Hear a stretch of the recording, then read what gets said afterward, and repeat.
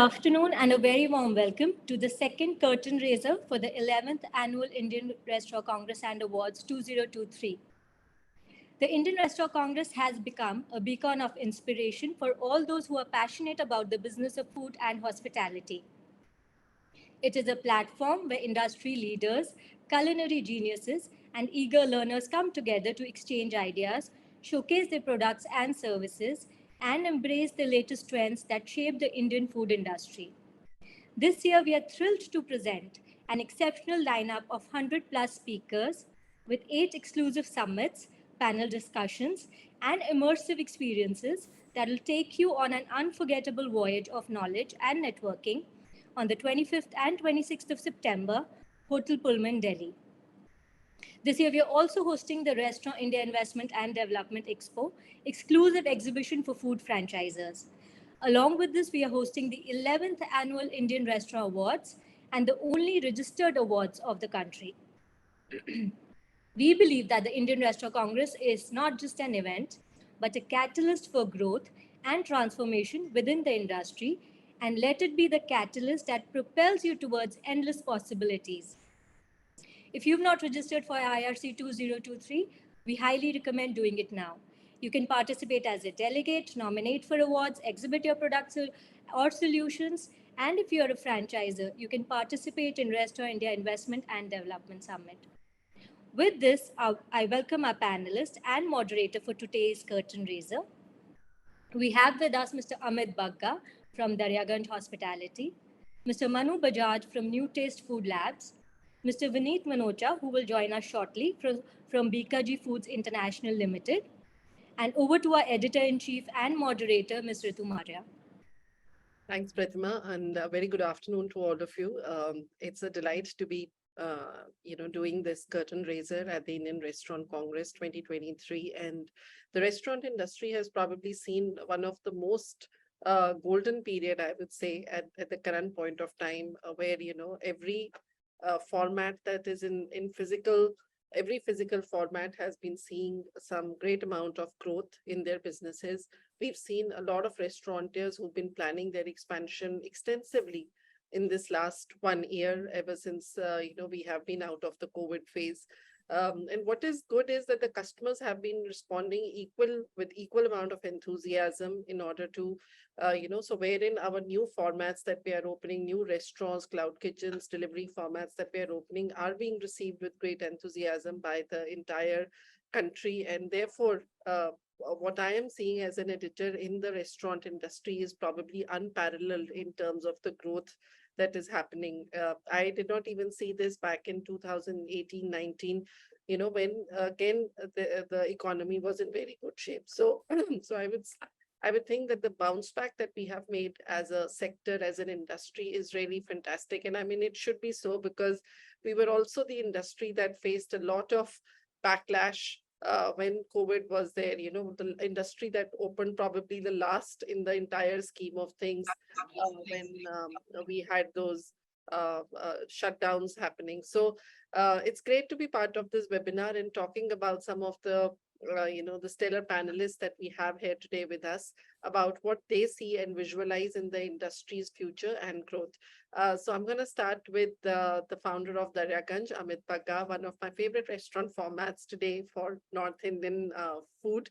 And what I'm seeing is that today restaurateurs like him, they have not just, on one hand, I see restaurant formats which are trying with new cuisines, Lebanese and Turkish and so many others. But yet Amit went forward and decided to go in a very competitive space of Indian cuisine.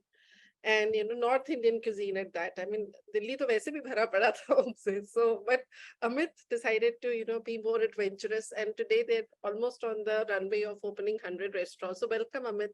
Always a pleasure. Thank you very much. Thank you for the kind words. And so what we would love for you to tell us is that Amit, how do you sort of crack in a competitive market like, let's say, a North Indian cuisine? How do you crack a successful business model? What is it? I mean, when you started Daryaganj, what was at the back of your mind to say that, this is what I want to achieve? And today, when you're like almost on a three-figure mark for your restaurant for your own restaurants at Daryaganj, and also looking to hit global markets.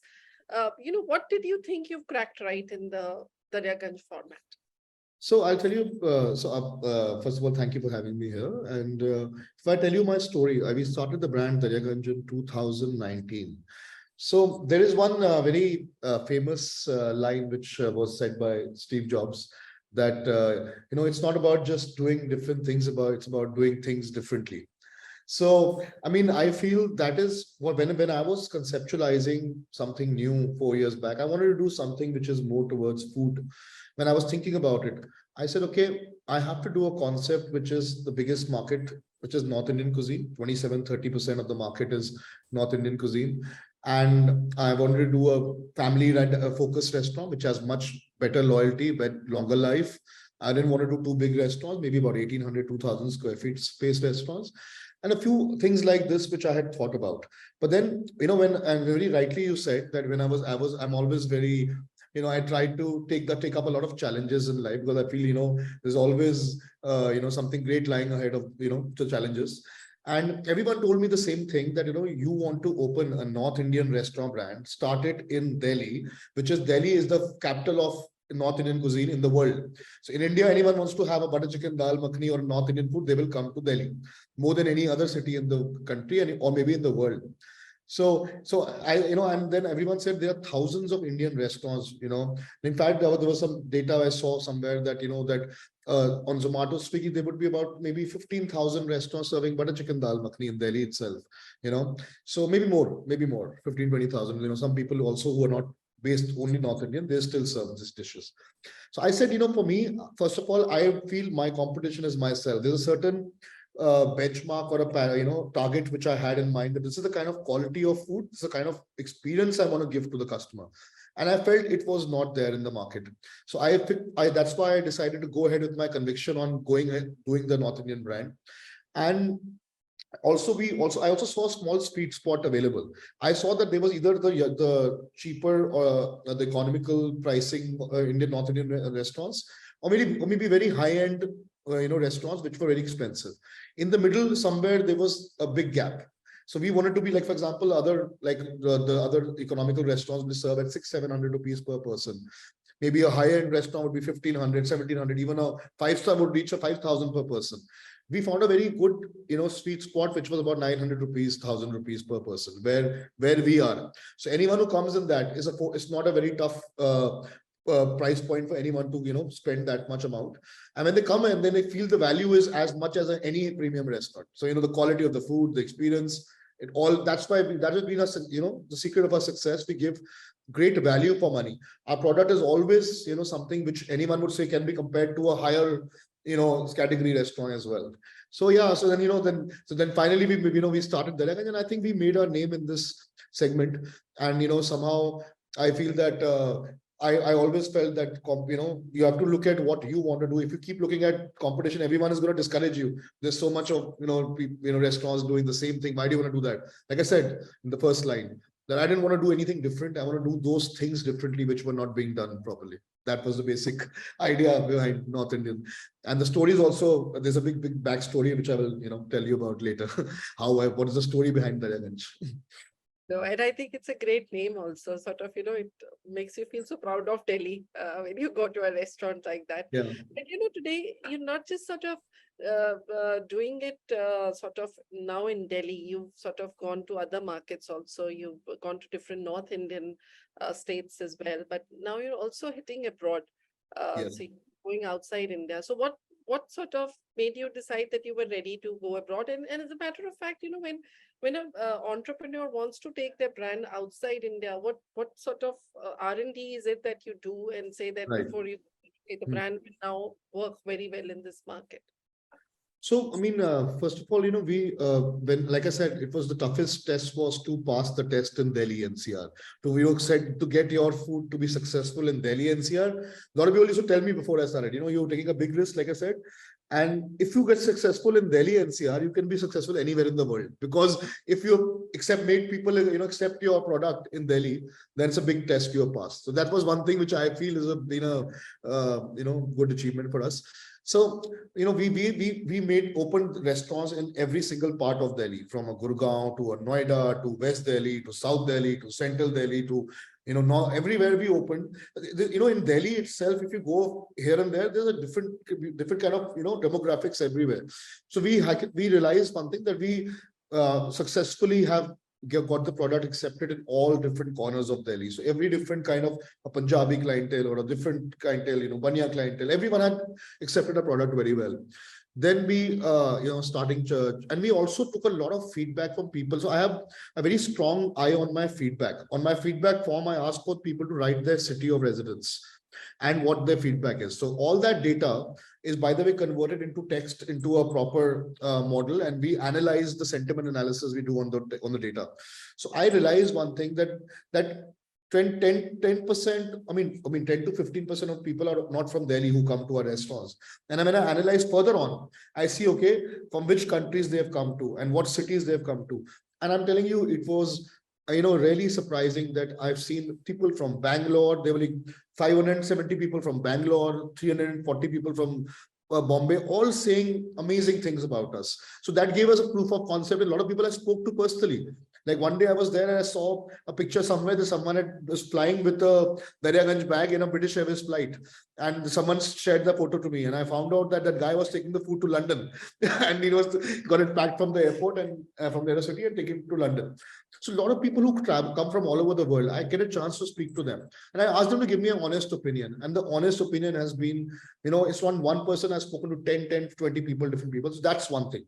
So number one, take the customer's feedback. There must be people coming from other countries, other cities to your restaurant and they will give you the right feedback if you can get the honest feedback out of them, that what do they feel about this food, So that is one thing which helped me to get that encouragement that, yes, I think it's, Then I traveled myself to the countries which were proposed to me. It's like I was thinking about Thailand.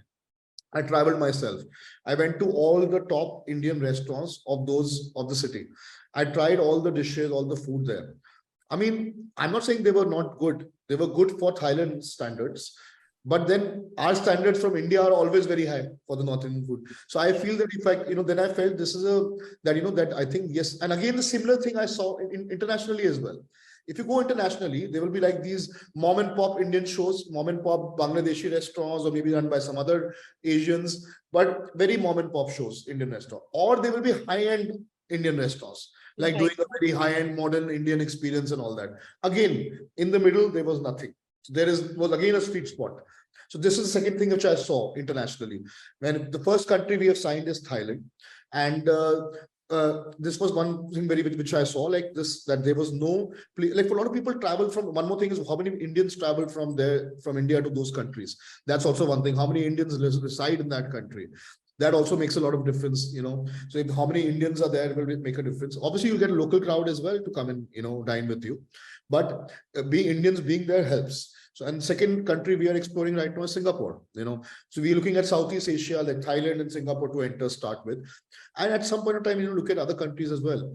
One more thing now. So now when we, these are the things which make me decide whether I want to enter these countries or not. Like I said, the customer feedback, the demographics of the country, what are the other, what is the other Indian restaurants in the market? Is there a gap in the market? What's the quality they are serving? Now comes the technical stuff. Now, technically, the major challenges when you go to an international market, the major challenges is the manpower. Because for Indian restaurants, you need a lot of skilled chefs. And visas are not an easy job, in these countries. For example, there are a lot of restrictions on the visas which can be given to people who come from India.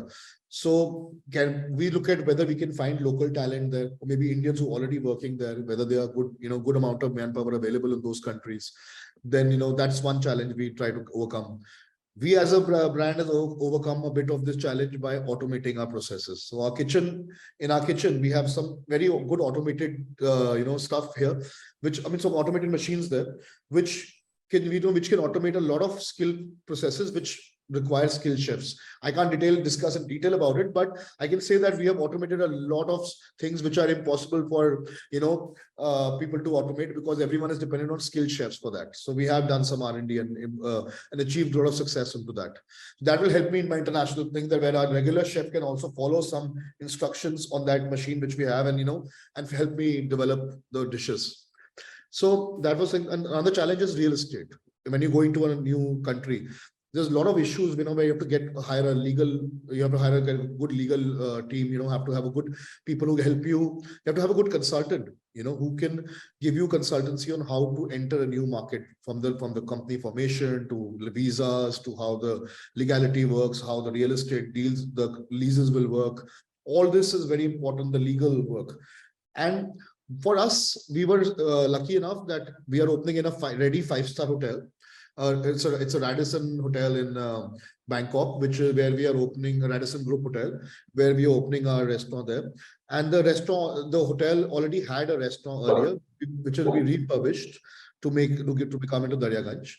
And so that way we are sorted in the real estate point of view, and the hotel owner who's there, he's going to help us getting all the permissions, licenses, everything. So that will be very easy for us. But yeah, for Singapore, we are hiring a consultant, a real estate consultant, to find the right real estate for us, help negotiate the terms, also figure out what's the right price for that property, then the agreements, then the company formations, all this legal work, we have to hire someone.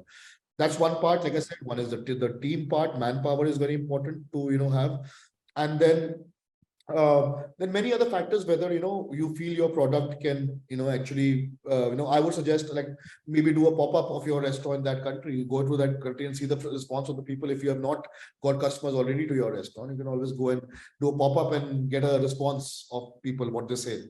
So yeah, these are the few factors which are important when we get into a new international market. And I feel it for us internationally, we will maybe even go for a smaller menu. We will not go for a very huge menu. We'll want a small menu which can be focused on, which can be consistent. India, everyone wants a lot of variety, and we can give the variety because it's not tough to hire people. Chefs and everyone are very much available. But yeah, for international, we have to make some changes in the menu. I agree with you. And I mean, you also have to be more aware about, and, eventually, of course, once you operate the restaurant, you'll also be more aware about what works for you in that particular country. Yeah. Not all the dishes that you might have in India Yes. may work. You might have to tweak them a bit. Yes, we have to, like, for example, UAE, we decided if we go to Dubai, we might want to get the spice level down a bit, but focus more on meats. And if you go to a country which is near the sea, we go to focus more on seafood there, which is a fresh produce available, whatever the fresh produce is available. So everything, there will always be about 80% menu remains the same. 20% tweak will always happen according to that country or city where we get into. Sure. No, I think that's very interesting. And, we would love to taste Daryaganj in Thailand also soon. Hopefully soon. So I'm going to now jump on to Manu. Manu is, of course, the managing director of New Taste, and they help restaurants across board in terms of helping them to scale up, to be able to standardize their food and nutrition and their menus. So, Manu, welcome to IRC 2023 Curtain Raiser. And what we would love for you to tell us is that, today, how can restaurants, be able to, and I mean, Amit here just mentioned that he's on the runway to open 100 restaurants in the coming times. And of course, today we find everybody in the restaurant industry is ambitious to grow fast, and they want to be able to, until they don't standardize their offerings, till they don't make their offerings more uniform, whether they do it themselves or they do it through their franchise partners, how is it that they're going to make or standardize or be so that they're able to open their restaurants faster and be able to ensure or maintain the quality that they're looking at? So how do you work with restaurateurs to make sure that this part of their this precondition for their growth is met? Great. Thank you for having me here. And great questions. And of course, I mean, for those of you or your viewers who are not aware of New Taste, we are an innovation-led food service solution provider. We're a team of chefs, mixologists, baristas, food technologists, flavorists, and nutritionists. And collectively, we create bespoke solutions for brand owner clients. These solutions range from, in terms of the product line kind of thing, could be a seasoning, could be a marination for food. It could be a syrup or a sauce for a Frappuccino style beverage or a cocktail and stuff like that. Most menu items, as Amit clearly outlined as well, is a chef's culinary creation, right? It's sensorial, it's everything, right? Which is a superior form of art. And art is very hard, as we know it, it's very hard to recreate. But brand owners and restaurateurs have this ambition to scale. And I think that's where the challenge as well as the opportunity lies. So our team steps in at that stage and has the sort of unsexy job of deconstructing that art and bringing in science to it, right? And that's sort of where we work with brand owners who already have recipes in place, have got a huge fan following, but due to processes, Amit mentioned automation, that's one way of getting consistency going. But really, it's about people and getting the right culinary skills in every kitchen, in every geography is a massive challenge. And we would then work with them to understand that, protect that intellectual property of the brand, and deconstruct it, bring in some science, create a solution that would be I wouldn't say a quick fix, but it will be a consistent fix, which will ensure that the brand is offering that standardized, consistent product each time, despite some variability in the human skills or the geographic location.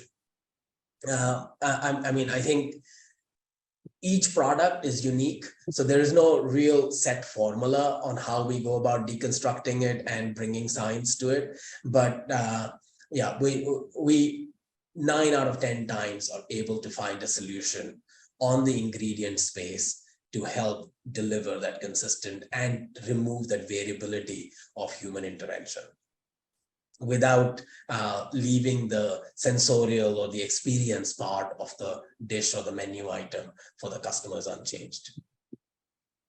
Sure. And I think that's very important also in today's time, because as you said, a good art is irreplaceable, but you still have to feed many mouths, and so you figure your way around how to do it. So I think it's a solution which is much needed in the industry, whether it's cloud kitchens or whether it is restaurants. Everybody needs to be able to address or standardize, make their menus and offerings uniform, so that at least you don't go wrong with the food that you're serving in the restaurants across. So thank you, Manu. I'm going to come back to you again, and I'm going to jump on to Chef Vineet. It's such a pleasure to have you here with us, Chef Vineet. It's so Chef and I have been in touch for so long, and I can also say that not just currently, of course, he's working at Bikaji Foods, but I can also say that he's built some of the best food concepts in restaurants in this country, even in his earlier profile at Light Bite Foods. And, with so many, particularly, I would say that Japanese is something that he's really made famous in this country with the set of restaurants that he's been running earlier. So Chef Vineet, I'm a big fan of street food India. I was in Dubai a little while back, and I decided to visit a restaurant which was actually a sweet store. Right. And I realized that probably I told the gentleman who owned it that the samosa that I've tasted at your store is as good as the samosa I've had in India. So it's just that our savories and our Indian snacks, they always continue to be paramount with us. And today, and it's been such a family-led business through and through in India that barring a couple of chains who managed to grow, we would love to see more chains stepping forward and, growing and becoming much bigger, because, the kind of food and the offering that's are there in Indian snack food in menu is so good, and it's never going to go out of taste. I mean, Indians are going to love their snacks no matter what. So today, how do you see the Indian snack restaurant industry becoming bigger? And particularly these sweet. I mean, I don't even know how to put it that way for you, but sweet origin restaurants, which are today big snacking restaurants. How do you see them growing in our country, and what opportunity do you see in the coming times? I mean, this is one space, honestly, where QSR still has to make its complete mark. It's not happened yet. Absolutely. Thank you, Rituji, for having me here. I am sure. Uh, I mean, this talk about street foods. India is all about street foods. Uh, I generally, when I speak to my friends, I call India as a civilization of crossroads. Whenever you see a crossroad, there has to be a street vendor who is popular, who is not just selling street food. There will be 10 people selling some street food, but there will be one person who will be very popular and people would be traveling to him and coming to him specially for the food that he makes. So, and this is not just in one particular region.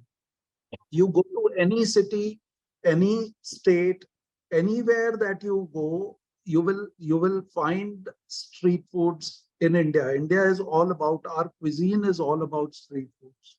Correct. So the yes, the challenge is to bring it, to organize it and bring it under one roof, so that there are uh, I mean the parameters of FSSAI are met, the hygiene standards are top class, the ingredients that we use have to be the best ingredients.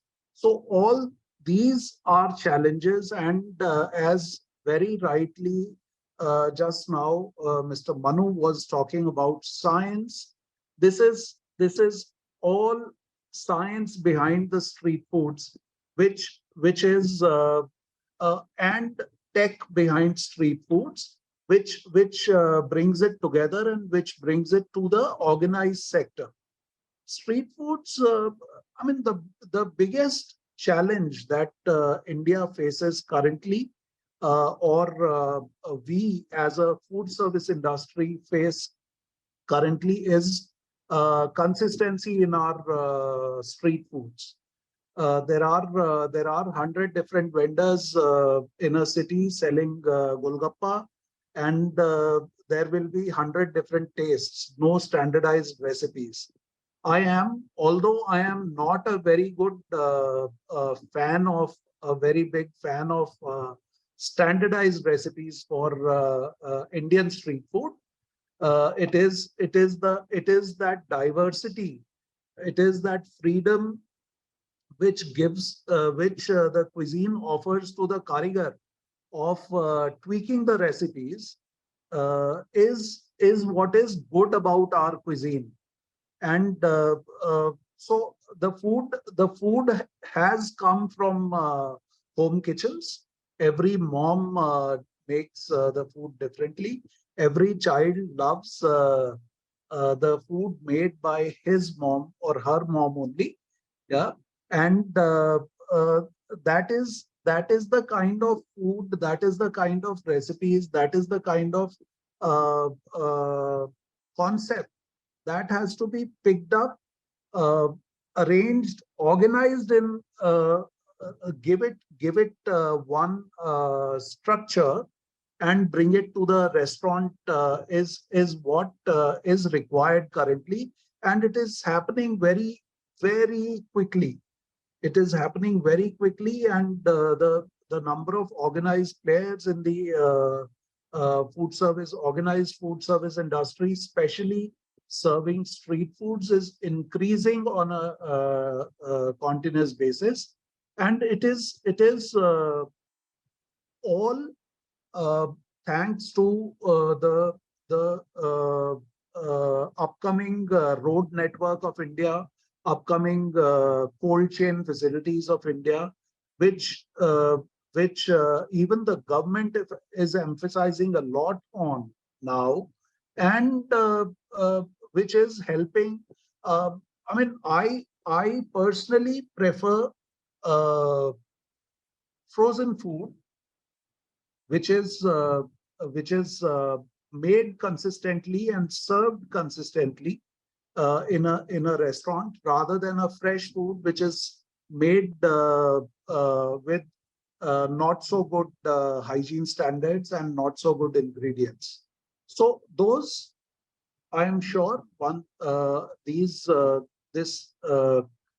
start has happened, and this will keep on improving the food service industry of the country, and we will keep on looking, we will keep on seeing much better street foods in the restaurant.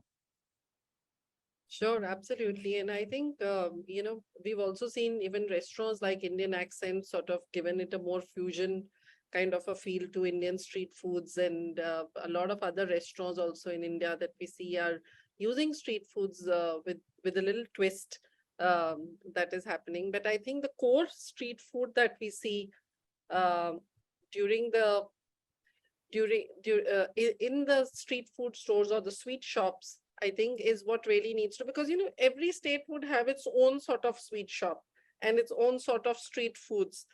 And I think the time has come probably for them to think like a QSR and to increase their offerings across the country, which could actually be a big opportunity in the times to come. And very Indian, I would say very Indian domiciled restaurant business in that sense. So Absolutely. It is happening. It is happening. It is already there. People are getting more aware. People are getting more tech friendly. I am talking about the restaurateurs. The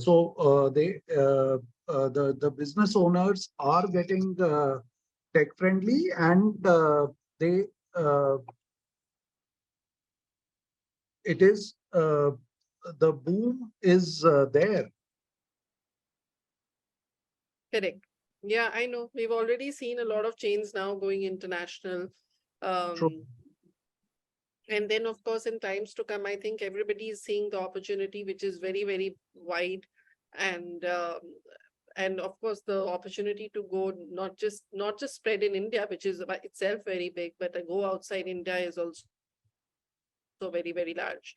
So, so what I would also love for all of you to answer is that today, in India, while there is a lot of opportunity, we are also seeing some economic pressures that are there on the restaurant business. Now, this could be to do with, the staff, the skilling of your staff. While in India also, when you make a global comparison, Indian skill or getting skilled labor in India might look still cheaper or probably easier to get. But having said that, it's neither cheap nor easy to get in India itself.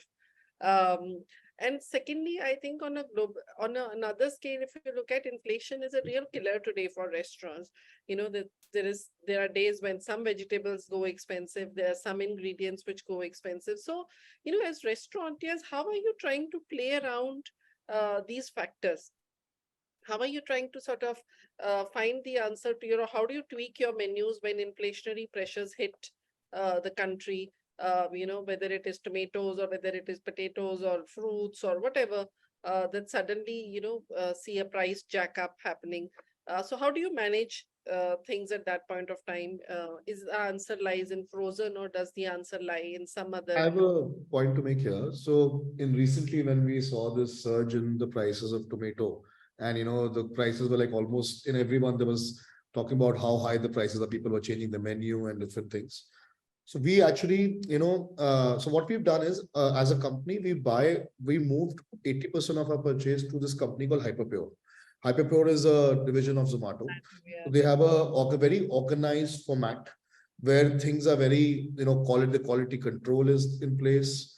There is a proper accountability for everything. There's a transparency in this industry. A lot of things happen, where the unorganized vendors will, team up with your team, whatever. I mean, a lot of things happen. So all that gets eliminated by having a very good, organized, vendor, organized supplier like Hyperpure. And we had done a deal with them, on an annual contract on the tomatoes, and they honored that.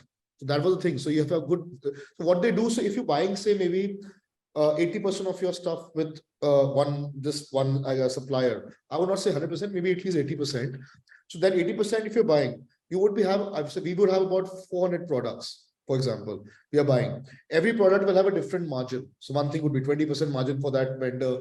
One thing would be 2% margin, 3%. They will make a CEO brand mix. They will say, okay, even if I give him tomatoes at the highest price, I'm making money in this other product. That's why it gives them the power to give you that price benefit. So if you have a good organized vendor like that, it helps. That helped us to maintain our price, our price. But yeah, inflation is happening. So somehow we overall there has been so when the contract ends, they will obviously want higher price. That's when we will also have to increase our price accordingly. Right. Yeah. Absolutely. Chef Vineet, what is your opinion on this? I am of the same opinion. I mean, Mr. Bhaga mentioned very correctly that contracting through a recognized vendor, through a big vendor, always helps. There are times when you have to help the vendors also. There are times when you have to support them when the market goes very high, but they in turn support you. So it is always better to work as partners with the vendors. There are currently our market, there is a lot of fluctuation. So that to overcome that fluctuation, annual contracts help. And of course, when it is done with a company like Hyperpure, when there are other organized vendors also, it always helps in quality control, in pricing, and whenever there are extraordinary days, maybe 15, 20 days in a year, that can be a support which can be provided to the vendor or from the vendor to us as partners. Sure. It is so heartening to hear Amit and Chef Vineet for that great vote of confidence on organized vendors as against the organized industry. I mean, I think it's very clear that, the only way to overcome the challenge of inflation and those economic pressures are going to be through the aggregation model, which is the classic Hyperpure model. And the second is, of course, economies of scale. I mean, vendors like ourselves, in our ability to serve multiple brand owners, we are able to aggregate the volumes to be able to have those economies of scale, to be able to pass those benefits on to all our partners. And I think that sort of is the only way to mitigate it. Again, it's not a permanent solution. Inflation is real. Inflation is for everyone. It doesn't, skip anybody in the chain. But I think the small temporary spikes are generally, we are able to, ride them out with support from, the supply chain as well as with partners at the customer end. But at the end, just one aspect that I would just put out there, most of our raw materials across the food industry is fresh produce, right? In whichever way or fashion you process it for longevity, for shelf life, etc., it is still a farm produce of some kind or the other, even if it is livestock at that level. And vagaries of climate change, erratic monsoons, all of those things have a role to play. I mean, tomato is a classic crisis created out of climate change. And I think we all as an industry have to, be ready for all of these things to come. And the only way I would say is aggregate and build those economies of scale with your vendor partners and allow them to support you over a longer period of time. Well, I would like to add here that, for example, we have a dish called the original 1947 butter chicken. So it's like a made with fresh tomatoes. So we, in fact, then worked with our suppliers and said, okay, why don't, and there's a deviation in taste of the tomatoes according to the season. So we told them to work on it, that we know a certain level of quantity we require every year, number of outlets. When the right season comes in, you buy a major, a bulk quantity, the tomatoes, and process them into maybe make it into a puree.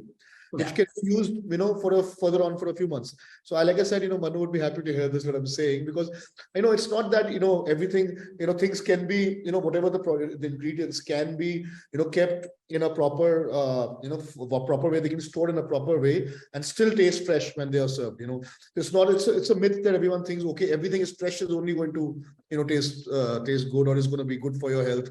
There are ways of, preserving the nutrients of all the ingredients. There are many different techniques which are available now. So that helps, and also like Vineet said that, it helps in the, consistency as well, I love the vote of confidence. Thank you very much, Amit. Great. So, our audience is certainly in a mood to ask a lot of questions. So I'm just going to pop up some of them and share with you. So one is, of course, with the increasing popularity of plant-based diets, how do you see Indian restaurants catering to that trend? I'm very keen to know about this, particularly with regard to not just plant-based meats, but also millets. I think we've sort of gone all out to establish, the Prime Minister has been more than championing the millet story for India. So how do you feel that the menus have changed to include these plant-based diets more often in our menus? Definitely, maybe he can be the best person to answer this. Sure. See, as far as plant-based meats are concerned, I am not a very big fan of plant-based meats, to be very frank. Yes, plant-based products are important as long as they are processed well and they are as long as they are not required to eliminate meat in the menu. There is India as our cuisine has such a great depth of vegetarian food available. Why do we need to replace meat with something which is vegetarian? But yes, there are millets is one thing which has to. I mean, this is we are 2023 is the International Year of Millets.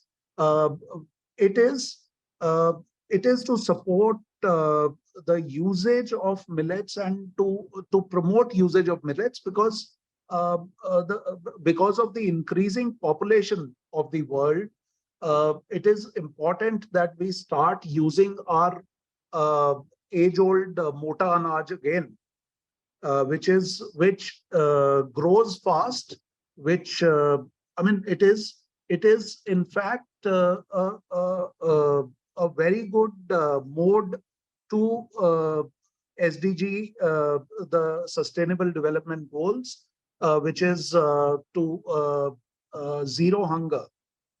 Yeah.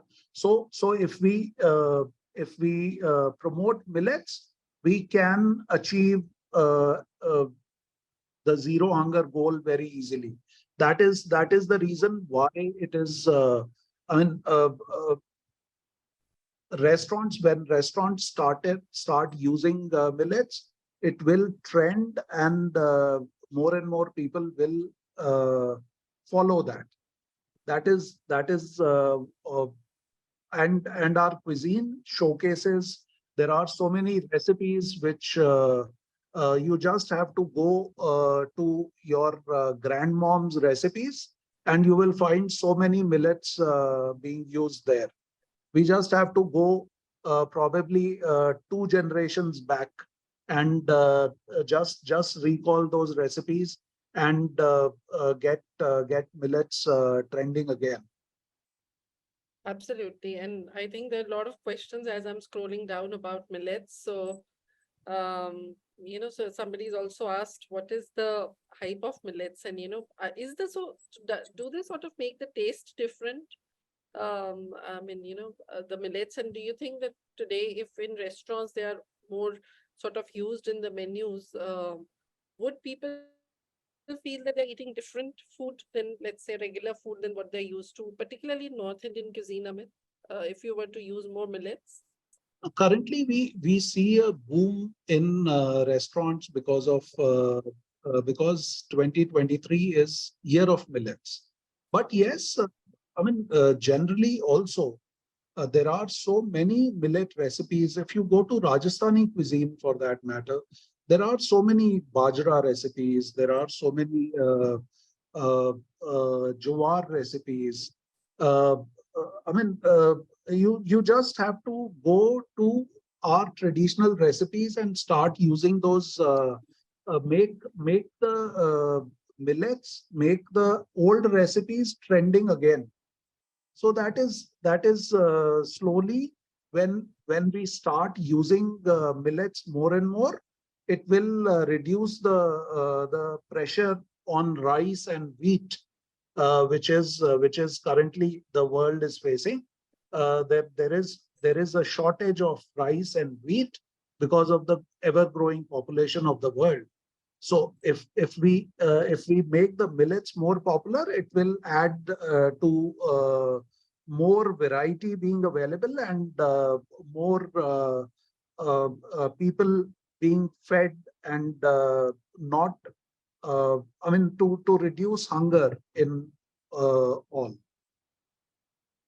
If I could just throw in a aspect of science in this, I would just say that, millet, of course, the popularity is like Chef Vineet mentioned about the year of the millet, but I think there's a clear global trend to move to a higher fiber grain away from rice and wheat. Now, whether it was oats in the past or even quinoa for that matter, it's about the dietary need or the nutritional need of the population across geographies. It's not just an Indian story at all. It's about the trend towards a higher fiber content in your food, in your grain, is a universal trend. And I think it is here to stay. Whether it is purely going to be just millet or not, and Chef Vineet mentioned jawar and bajra and all these other grains, and likewise traditional Western high fiber grains, whether it's a quinoa or an oat, I think all of those are here to stay in our food. Absolutely. Amit, are you using millets at Daryaganj? Well, I personally, enjoy having millets in my diet. And I realize it's a very good substitute to rice, especially when you're having a dinner. Like I'm a rice eater, so I try to substitute rice with millets, which is when you're mixing it with a curry or a dal or something, it doesn't, it's not very different, the taste. And it obviously has that healthy, the healthy effect. And also, I believe, if you look at the risk, a lot of, I'm looking at a lot of old articles. If you see ancient times, the world was actually, millet was part of the diet that time. And there must be something good. They were, because they used to be very healthy that time. So I think millet was one of the healthy things they used to have that time. A lot of, like, ancient texts have written that there's a millet khichdi, which is very popular in old ancient times, used to be very popular. And Right. even the Ramayana, I believe there was a Ramayana, there's a mention of millet somewhere. So all this has been, it's an ancient thing. And I believe also agriculture wise, it's easier to produce in this country. And that's what really helps us. And as far as our menu is concerned, yes, we are, I'm doing some R&D with our team, and we are wanting to add some millet based dishes. I think people are getting used to, getting okay with it now. One more thing in India is people think, oh, something is healthy, it's not going to taste good. So that's what happens. So, but I think I was at an event recently where I tried some different dishes made out of millets, and I was surprised the taste was so amazing. The chefs, the chefs here are very talented in India. I'm sure they will make some nice options with, with the same with millets as an ingredient. That's what we're trying to do. That it should taste mainstream. The dish we develop, it should not taste like, okay, something which is you're compromising on the taste somewhere. So yes, so we are developing that and want to add a few dishes on the menu soon. Sure. Manu, there's a So question. just sorry. Yeah.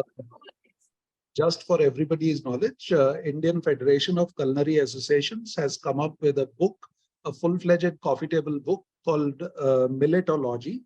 Oh, nice. It is available on the shelves, and it can be used because the most of the senior chefs of the country have contributed to that book, and there are some amazing recipes available in that book. Sure. Yeah, absolutely. I think everybody needs to probably go back and read it and figure out their new food that they want to eat. So Manu, there is a question for you that what can we expect from brands like you to promote Indian street food, standardizing the process and making the expansion easy for such concepts? Yeah, get in touch with our team. Tell us what you like. We are all about creating bespoke solutions. Look, at the end of the day, taste or food is a very personal experience. There is no two people who will perceive the same item identically, right?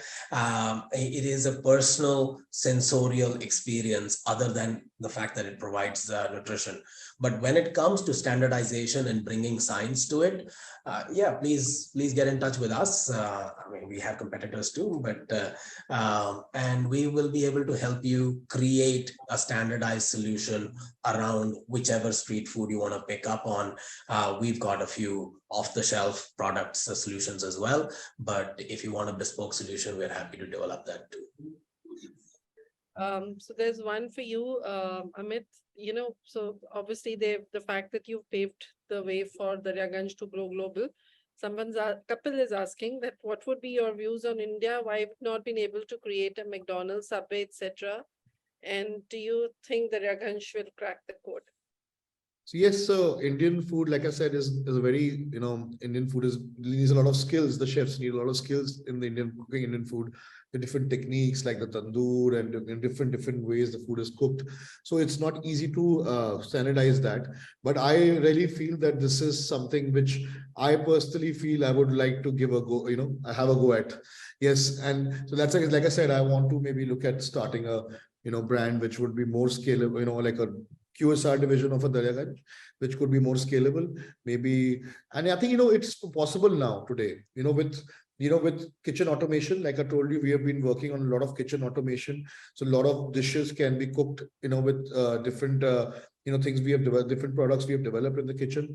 For example, there's the tandoor. We are working on a tandoor which is automated, where I can control the temperature of the tandoor. It's because that's where the food goes up and down, where the temperature goes either down or goes up. So how do we maintain an even temperature in the tandoor? Things like, even today, there's so many, ovens available to do different types of cooking in that. So my kitchen automation will be one thing, which will be very important. A lot of companies in India are doing it, and that will help. And and also, with companies like, which are being run by Manu, these will also help, because the two things will be important: the automation in the kitchen and all the backend support coming in from a supply chain, wherein, you can. So if you can, just for example, you can't cook everything fresh in the outlet, but you can have parts of the dishes sent every day coming from different places and all assembled together into that kitchen equipment, giving a standardized product. And that's how you can scale up that concept. And I feel that, someday it will happen. The Indian answer to the McDonald's will happen. Let's hope someone, one of the entrepreneurs in India, maybe we could also do it. And let's see who cracks it first. Sure. So there's another question that where the gentleman says, I'm sure, I'm in the process of scaling up, how to maintain profitability with such huge real estate, delivery partner, supply, and other costs. Like profitability, we as a brand, we have a very strong control over our, expenses. So we maintain a 20 plus outlet level EBITDA, which is considered very good in our industry.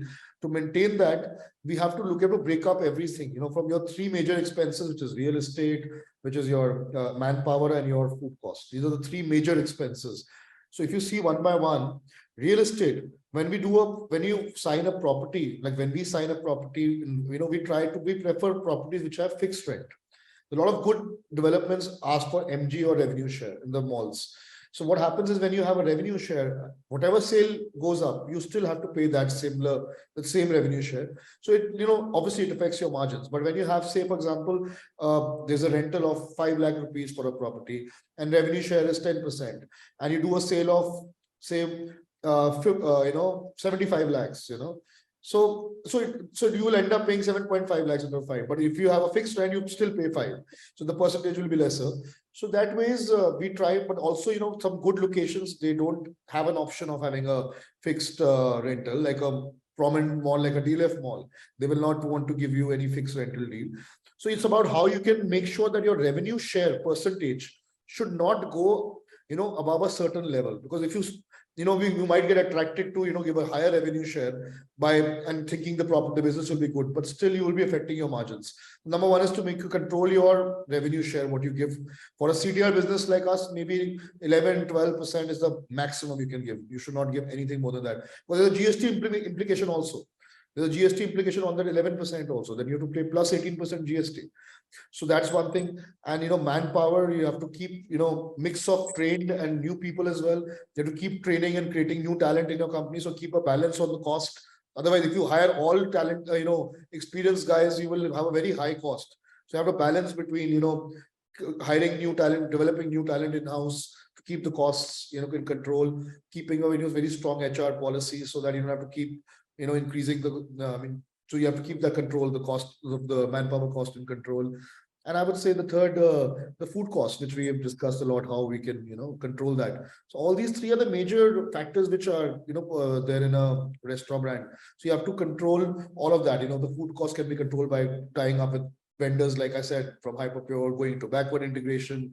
If you have a scale, you can go into backward integration, do a backend driven. So products can come from the backend, which will help you control the cost, control the wastage.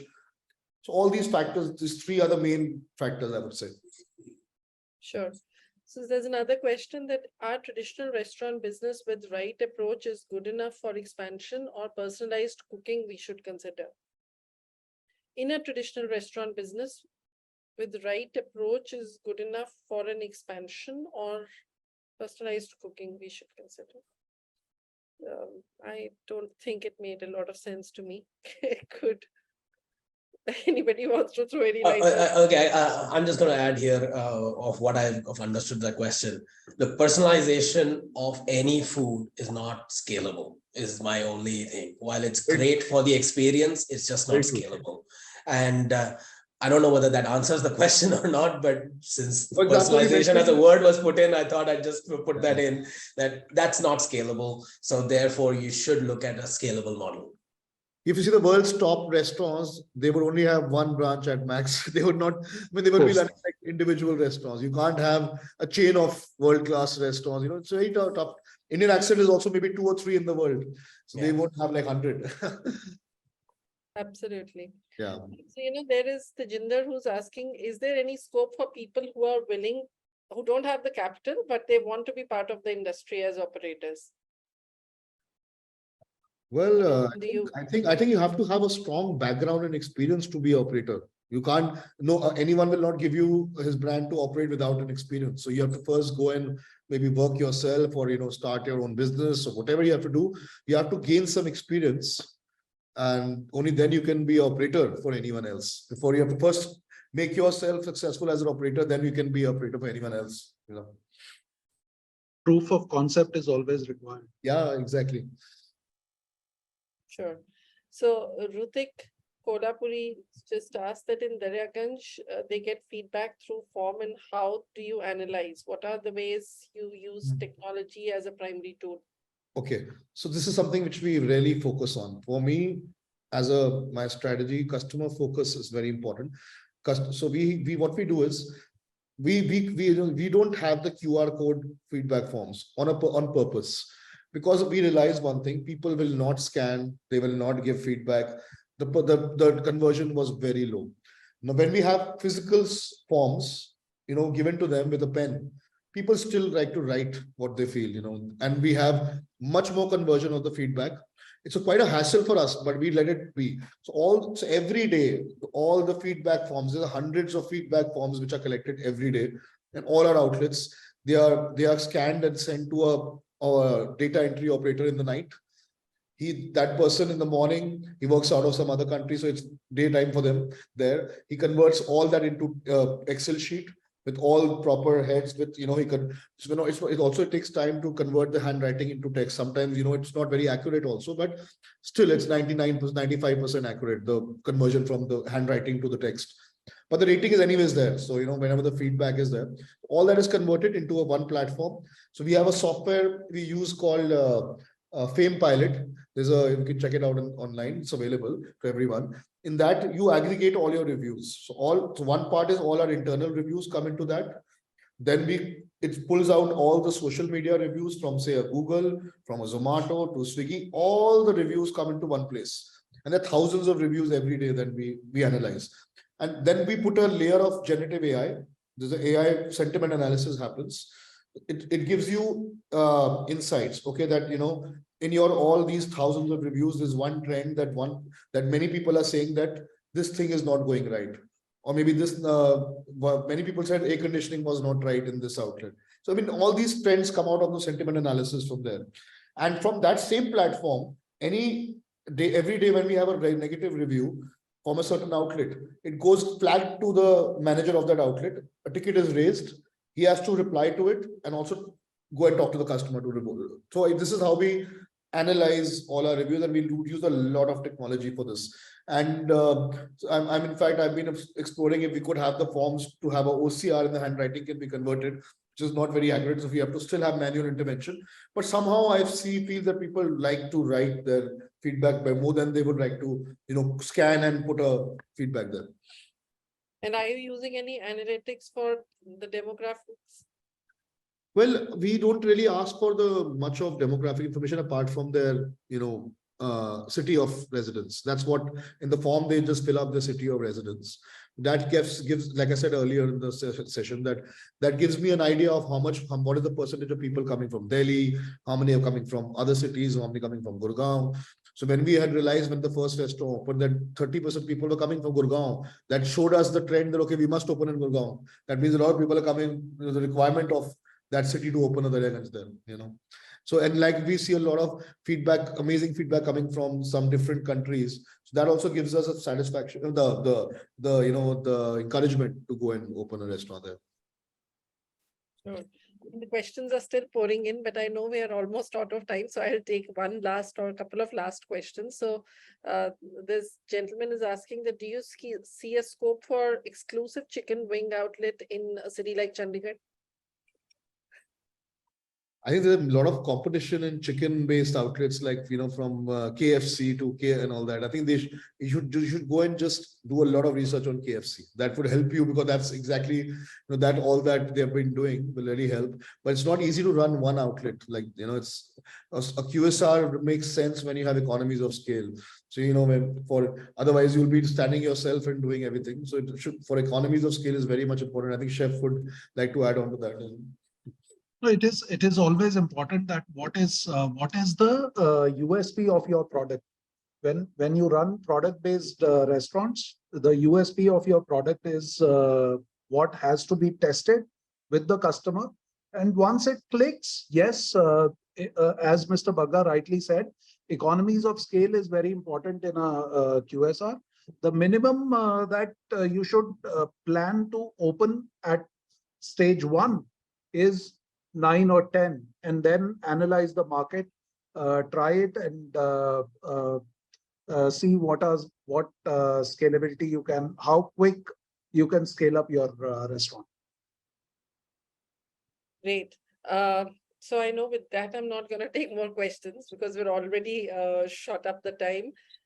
So, I would want all of you, if you can give me one line as we close this particular curtain raiser, and I'm going to see all of you at the IRC 2023 in person. But any sort of last comments from your side in terms of, and there's this gentleman who's been asking for a while that he's not been able to crack the code for starting a restaurant business for the last 5 years. So any sort of advice would you want to give to people who are wanting to step in and trying to put their feet in the restaurant business? Number one, restaurant industry looks the most glamorous, but it's the most toughest industry on the back. If you come and start working on it, you'll understand it's the toughest industry. You have no holidays. You have to be available on weekends. So it looks very glamorous, but a lot of hard work. One more thing, if you go all over the world, you see the trends. 90% of restaurants shut down in the first 1.5 to 2 years. So it's the highest, because there's no entry barrier, anyone gets into it. But it's a very high risk business. And third is that, don't think of getting into the restaurant business just because maybe say I cook well or I have this passion for food alone. That will not work. You have to have a mix of everything. You should know how to cook how you should have maybe yourself or someone in your team who can cook well, someone who can manage your finances well, someone who can do your marketing. All things have to be put together. Only then you can be succeed. And that also after even if you have all these together, you still have to have some way to have a USP to be in a market which is such a competitive market. So it's not easy. I would always suggest everyone that if you want to get into it, go and maybe work with a restaurateur, train with them, or maybe work in a restaurant chain yourself, gain some experience, and then get into it yourself. Or maybe even go and invest with someone who's already into that business already.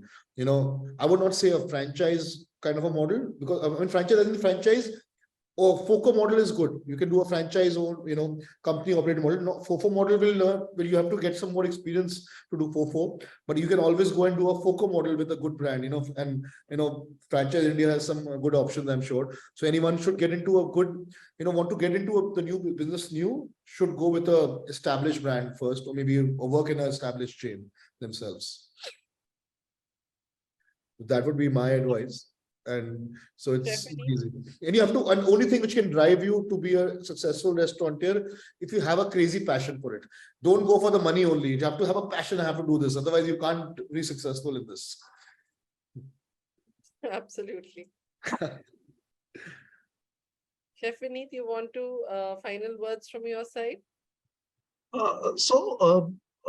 Indian Restaurant Congress has always been the front runner, the leaders in the restaurant industry networking, and I am sure with so many. I have briefly seen the timetable for 2 days, and I am sure there is some very exciting networking, very exciting panels, very exciting information which will flow down even this year. Everybody should attend the session, and all the best to the team who is behind, especially to you, Rituji, and I'm sure we will have great networking sessions at IRC on 25th and 26th.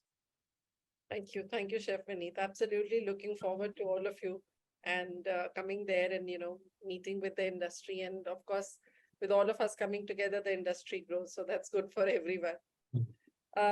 Sir Manu. Yeah, we're excited to be partnering with the IRC, and we look forward to having the opportunity to interact with the industry. I fully echo Amit's sentiment for all those people who are watching this and are going to be joining IRC. I would encourage you all to drive your passion, but yes, like Amit said, the restaurant business is a hard business, but find your USP. And if you need help on scaling, come talk to New Taste. I thought I'd put in my sales spiel there. Thank you, Ritu, and best of luck for the awards coming, for the awards and the session coming up. Thank you very much, Amit. Really appreciate, and as I said, look forward to seeing you all in person at IRC 2023. We hope we not just create networking, but also bring a lot of knowledge to people who are looking to make their mark in the restaurant business. And as somebody said, we'll make sure that the McDonald's Subway of India actually starts from here itself, and one of us is able to crack it and pave way for lots of others to be able to do the same. So thank you very much for your time today. The time really went by in a breeze. I really enjoyed this panel discussion that much. So thank you again for joining us. Over to you, Pratima. Thank you. Thank you. Best of luck. Thank you. Bye. Thank you. Thank you, all of you. Thank you so much for joining. This discussion has been fantastic, and we just can't wait to host all of you at IRC 2023 on the 25th and 26th. Do visit restaurantindia.in/congress to see the 2-day agenda. We're expecting 500 plus food professionals over a period of 2 days. So we look forward to seeing you on the 25th and 26th. Thank you so much. Thank you. Thank you. Best of luck. Thank you.